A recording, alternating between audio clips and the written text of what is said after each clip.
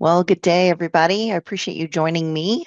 Today, we are going to discuss the importance of planning and some of the tools and services that your ABA Retirement Funds program has to support that planning process. My name is Christine Haley, and I am going to be going over today's topics with you. So here's a lovely picture of me. I am a registered representative with Voya Financial Advisors. I've been in the industry going on, I think it's now at like 14 years, which is insane to me. I do have my Chartered Retirement Planning Counselor designation, which means that I have done some extra studying besides just getting my FINRA licenses. And it's been designed around talking to people like yourselves who are in a retirement plans through their employer. Now, do keep in mind that today's information is educational only. I'm not trying to provide you with any specific recommendations. There's no legal, tax, or investment advice involved in all of this. Everything is today for educational purposes only.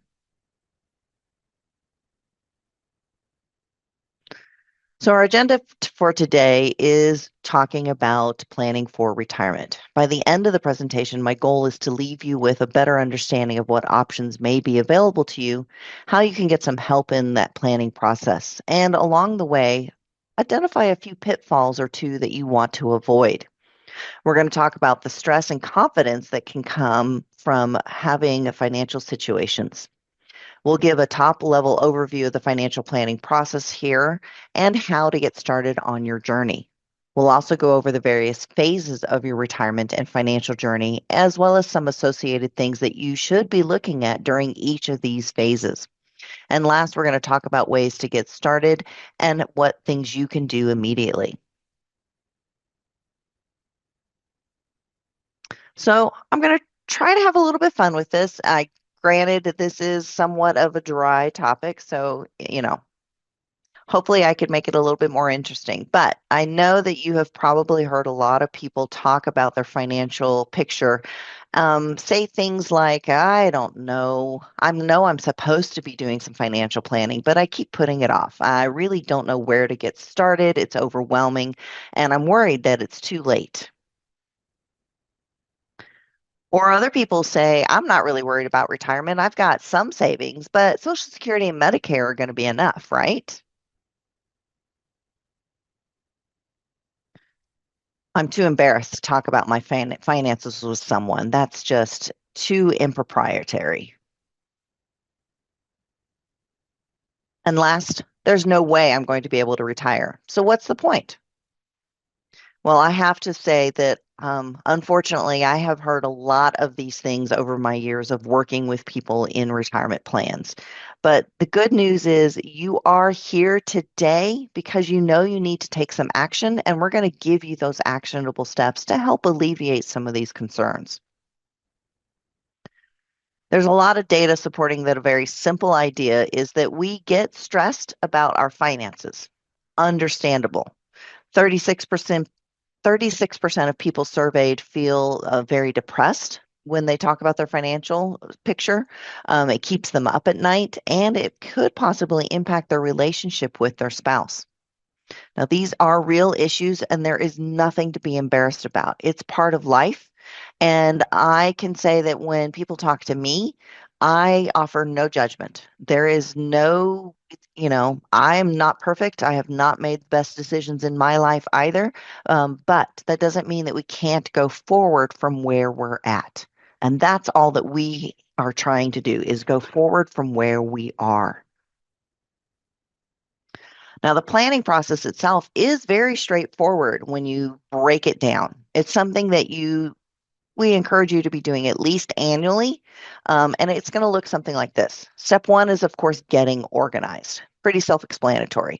You need to get your things together, such as knowing your accounts. What are the statements of it? What type of insurance coverage do you have? Maybe you want to create a binder that you put these into and look at throughout the year. Whatever works for you. If you don't want to do paper, you can do it virtually. Now, once you've gotten organized, you want to start thinking about goals and making a plan. So, what do you hope to accomplish this year? Make a list of your short and your long-term goals every year. The short terms are going to be what you're trying to get done this year, and the long-term ones, you're going to be making small steps towards those goals over the life of your journey. Once you've started developing your goals and making a plan, you're going to want to finalize and implement that plan. We've gotten organized, we have those goals. The hardest part is getting started in the first place. But once you've made it this far, it's a good chance that you will follow through. And then last, you always want to review and update your plan annually because life happens. Things change. Goals maybe change. Maybe you thought that you wanted to buy a house in 3 years, and you decided that no, you wanted to wait 5 years to do it. So things change over year to year. This is why it's important to review everything annually and see what goals may have changed, what shifts have happened, what new things popped up in your life. So let's dig into this a little bit deeper. So getting organized means knowing your cash flow. That is numero uno. You've got to know how much money you have going in and what your expenses are going out. Now, once you know your cash flow, I encourage everybody to begin a savings habit. That means making yourself a priority. Saving for your short term goals as well as your long term goals needs to be done before we treat ourselves to a movie, dinner out, or the latest iPhone. Creating an emergency fund needs to be a priority for everybody. You also need to determine what your lifestyle expenses are. Now, once you've identified all of those things, that will allow you to build, track, and then monitor a budget that you establish. You want to pay your bills online and on time, just for ease of use and tracking. And if you do have credit cards, think about ways that they could be used to your benefit. Instead of using them to just rack up debt, maybe you get involved with a credit card that pays cash back for purchases, which is fabulous as long as you're paying off the bill every month and not letting it roll and accumulate. So, step two is to set those goals and make a plan. So, you want to have realistic and aspirational goals. So, realistic goals are, maybe you know that you want that emergency fund and that the fund needs to have $40,000 in it. Well, that seems very challenging for 1 year. So, you can make your first goal to get set aside $2,000 by the end of the year. And then next year, when you reassess, what is the extra that you want to then accumulate into it to reach your aspirational goal of 40,000? You also need to know what needs have to be met every month and know how your family fits in. It's also important that you maximize your retirement plan. And that could start off by looking at just making sure that you're meeting the company match. So if your employer is offering a match through your 401k, make sure you are saving enough into your plan to get that full match. And then next year, maybe you look at reevaluate and you could possibly increase your contribution rate until you get to the point where the aspirational goal is to maximize out the contributions that you can put into the retirement plan every year. You also need to prepare for the unexpected. That's why we want to have that emergency fund established so that if God forbid, the air conditioner goes out in your car that you weren't planning on having to repair. You'll have cash set aside to cover that expense. Or we get hail damage on our roof and we have to cover the deductible. You also want to start thinking about how you want to be remembered by your loved ones. So Step three is to finalize and implement your plan. That means developing it in an actual written format, whether that is done by yourself or done with a financial advisor helping you. It doesn't matter. It's just getting it written down is a really important step to making it implementable. You want to start with small steps and build upon those every year, and then identify key improvement opportunities and be decisive and confident. Remember, we're evaluating this every year so we can always change things. And lastly, it is to review and update that plan annually. This is a way for you to reaffirm your priorities and goals. You can change those things if need be. It's a way for you to incorporate significant life events such as getting married, the birth of children, the adoption of children, divorces. All of those things impact your goals, and you want to make sure that you are staying on top of that with your financial plan. It also allows you to confirm your investment style. Reevaluating every year lets you know where are you? When you're younger, maybe you're okay taking more risk. And as you get older and closer to retirement, you want to scale back your investment risk. So that's a part of reviewing your plan annually as well. The review allows you to update and make necessary changes, as well as implement those changes um, evol that are prompted by new and evolving information. So when you are developing your retirement plan, it is useful to break down the life of your plan into different stages depending on where you're at in your career. All of these different stages have different priorities that you could then incorporate when you're doing your plan. First is the savers phase. This is people who are on the younger side, just getting started with their professional career. Usually, people in this age range don't have much financial experience, and that's okay. That is part of why you have Voya as well as any advisors in your lives. Our goal is to offer you financial foundations to set you up for long-term success. So in the savers phase, it is important that you pay your bills and not fall behind on them. But you also need to pay yourself first. So that means when you are developing your budget, you're looking at your paycheck and you want to make sure that you are taking care of the mandatory or necessary items first, such as your rent or mortgage, your utilities, the vehicle that you need to get to and from your job, groceries, insurance. You also want to make sure you're including in that you are matching your employer's 401k plan, that you get the most out of that, because if you're not, then you're leaving free money on the table.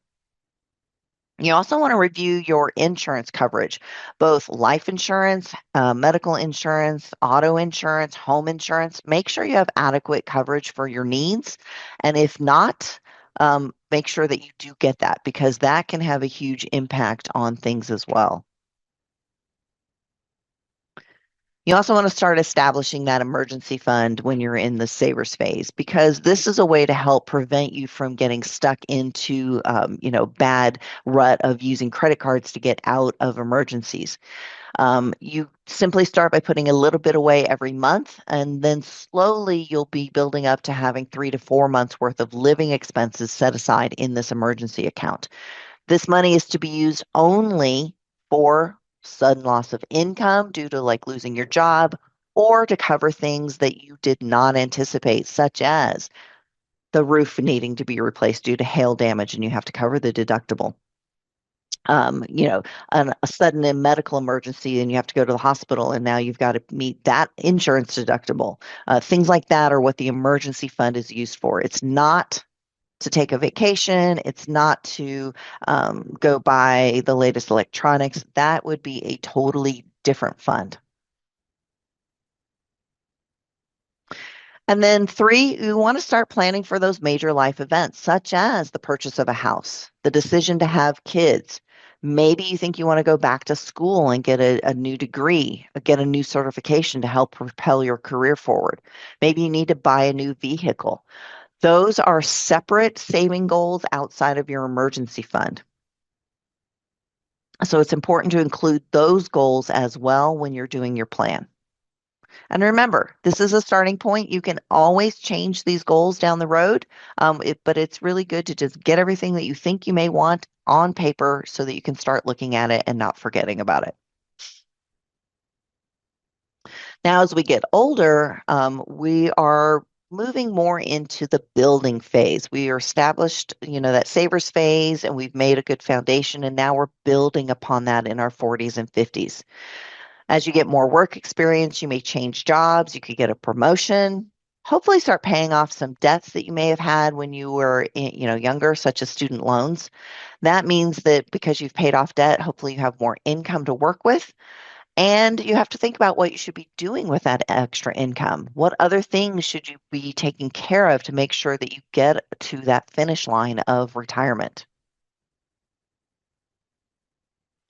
So one good thing to do is when you do get raises is to start giving yourself a raise for retirement. We encourage people to be saving about 20% of your gross pay when you reach this age. However, if you're not there yet, don't worry, just do it slowly. Maybe a 1% increase a year. One thing I like to tell people is that, if you know that your company gives you an annual raise of about 2 to 3% every year, consider giving yourself a 1% raise and then keeping the rest in your take home pay. You also want to consider maximizing your IRA and HSA contributions. And possibly even increasing that emergency fund from 3 to 4 months up to 6 months. That is the ideal goal, is to have 6 months of cash set aside in a savings account for any contingencies that life may throw at you. It definitely gives you a lot more breathing room, especially if you lose your job, because you know that you do not have to take the first offer that comes your way. You can take your time and really find a good fit for you. You also want to make sure your family is protected from a legal point of view, meaning getting a will established, especially important if you are married and you have children.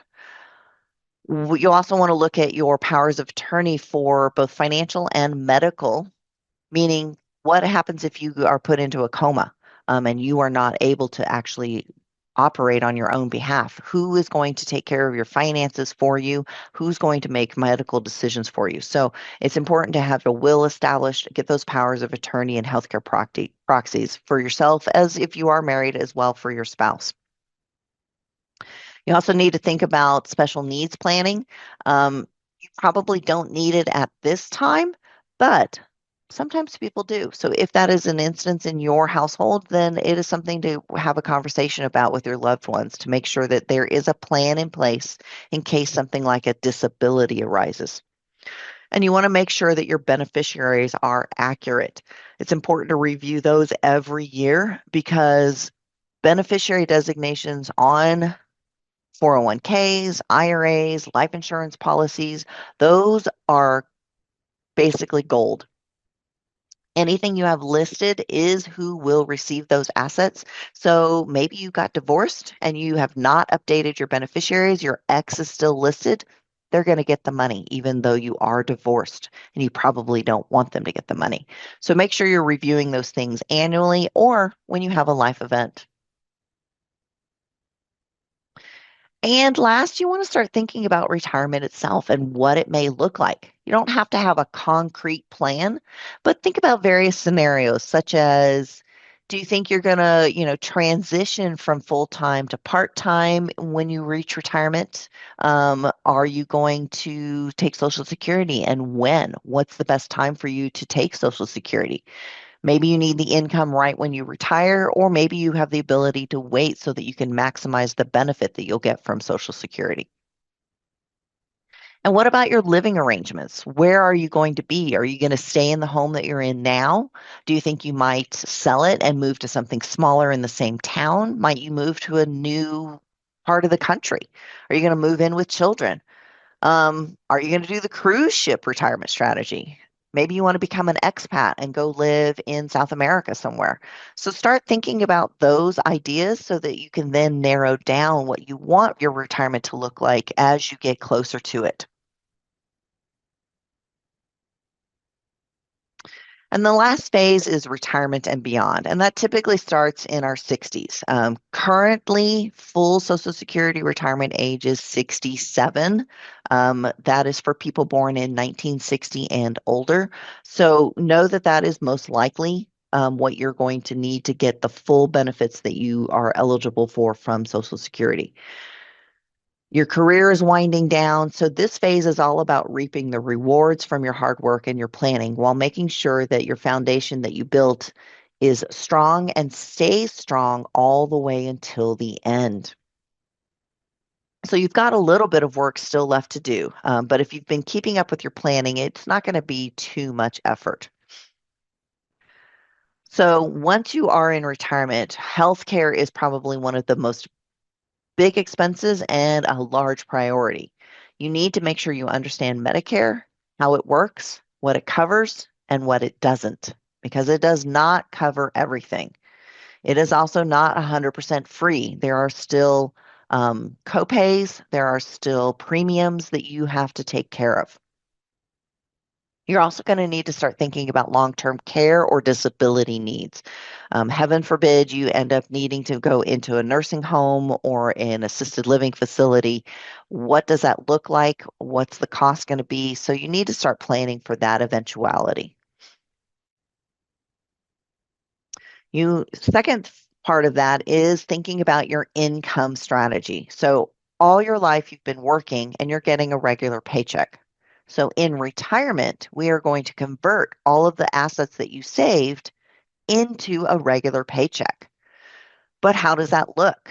What does that dollar amount need to be to meet your needs, but also for longevity purposes?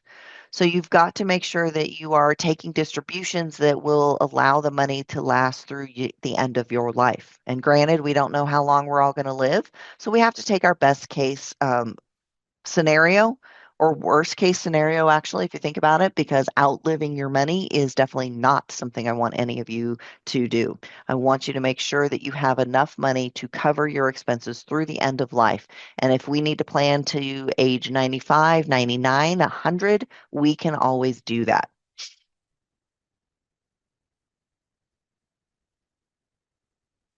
And last, we want to make sure, again, we're protecting our family and our future. So that means reviewing those beneficiaries on all of our accounts, making sure you have your wills established and that they are still accurate. You've got your powers of attorney, healthcare directives.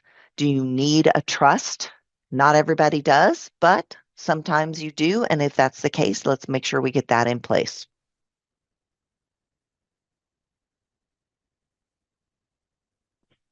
And last, we've got a plan for the end of your life and what your legacy will be. I know this is not an easy thing to talk about, and nobody really likes to think about it, but it is going to happen to all of us. So we need to have a plan. It's much better to have a plan than to leave that puzzle and conundrum for your loved ones. So you want to make sure your final arrangements are what you want them to be. Commit them down to paper. Talk about them with your family and friends so that they know what you want and there's no second guessing it. I've had discussions like that with my parents already. They've actually bought their plots, they've bought their urns. They told me they want to be cremated. My mom's making a list of how she wants the funeral to be run. So it's really going to take a lot of the stress off of me, and I will know that it is the way that she wanted it. And then if you do still have assets left in your accounts, how do you want that money to be distributed to your loved ones as you're done? Is it all going to go to your family? Or do you have some charitable causes that you're really passionate about and you want to fund? That is something that a lot of people do. I know my parents have got a part of their money is going to charities as well because they actively support several charities now while they're alive and they want to continue doing that. So how do you get started? Well, we at Voya have three different types of holistic planning. And you can use whichever one makes the most sense to you to get organized and put your strategy in place. So we, of course, offer the do-it-yourself option. Voya's website has a financial dashboard that allows you to organize your financial information in one place, allows you to create and track budgets, get an assessment of your retirement, college education expenses, emergency savings. There's lots of videos and calculators, and there's no cost to do that. If you want a little bit more help, we do have the option to provide you with a financial snapshot or delve all the way in and offer you a full-blown financial plan. So My Orange Money, if for those of you who want to do it yourself, everything is, of course, available on the website. We have the financial wellness tools, the dashboard, the My Orange Money. The dashboard is when you log into your account on the website, you will then see the My Orange Money. And that is a tool designed to let you know if you are on track to retire at the age you specify with the amount of income that you want. It'll let you know whether that is a sustainable thing through end of life or not. But we've also got the financial wellness page where there are different calculators that you can review to see whether, what changes in contribution rates may do to your My Orange Money. You want to talk about college expenses and you can figure out how much you need to be saving for that.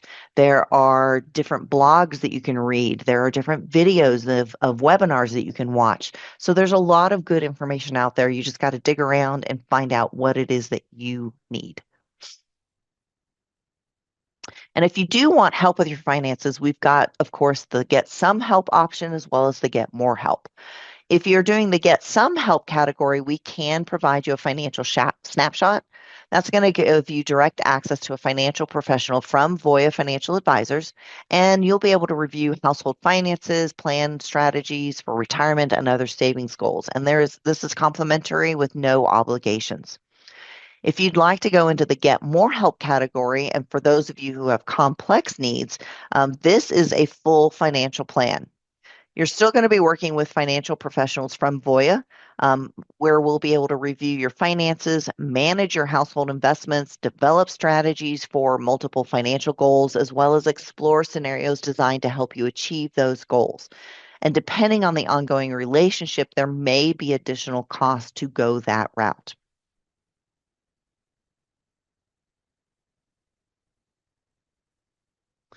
We at Voya do take our mission to help you retire well financially and emotionally very serious. A thoughtful analysis of your circumstances in conjunction with the other resources and priorities that you have can help set the stage for you.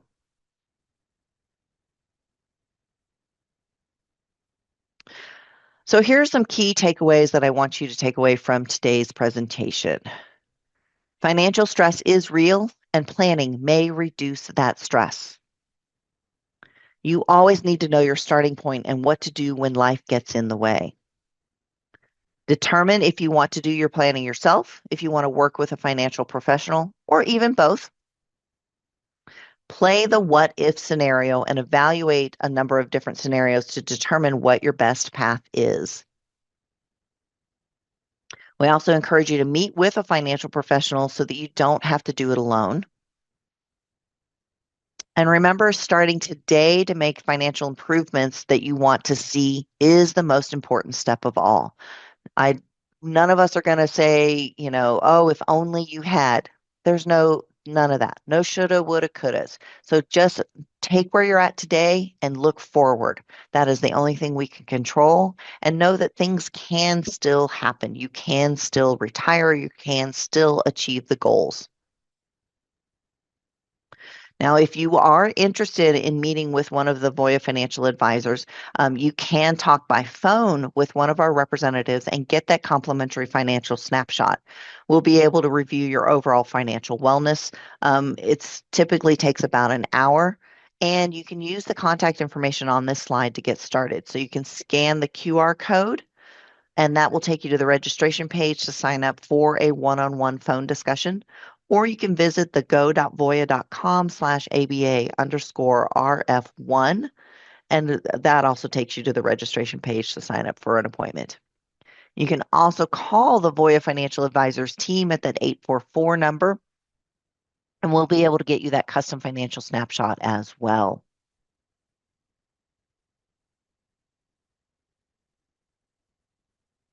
Now, if you do need direct assistance about the 401k plan itself, remember your website is abaretirement.com.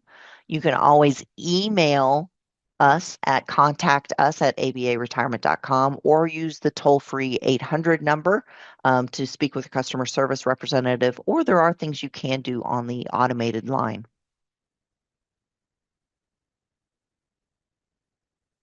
All right. Thank you so much for joining me today. Are there any questions about this? I know that was a lot of information that we threw at you, but Hopefully it makes sense, and that you have a little bit better understanding of where you are, what you need to do to get started. If you have no questions, know that you are free to drop off the webinar at any time.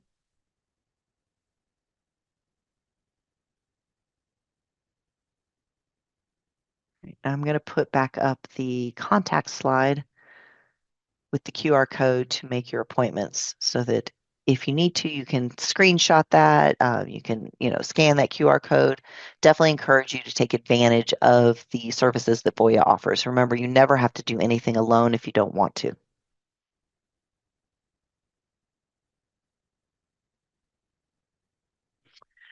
Question came in saying, if you're looking at retirement in the next 2 years, how do you make up for lost time and bad decisions? Good question. It's going to depend on what your goals are for income needs, how much you're going to be able to get from Social Security. One thing you can do is, of course, max out your contributions into your 401k plan. And by that, we mean getting the full IRS contributions limits in. It is currently $30,500 for those who are 50 or older. But that may be a good discussion to have with a financial professional of like, hey, I think maybe this is what I'm trying to do. What can I do? What are my options? So I would encourage you to have an appointment. All right. Well, I'm not seeing any other questions, so I'm going to go ahead and let you guys have back a little bit of your time, but I do appreciate you joining me today. Thank you guys very much, and I hope you have a good day.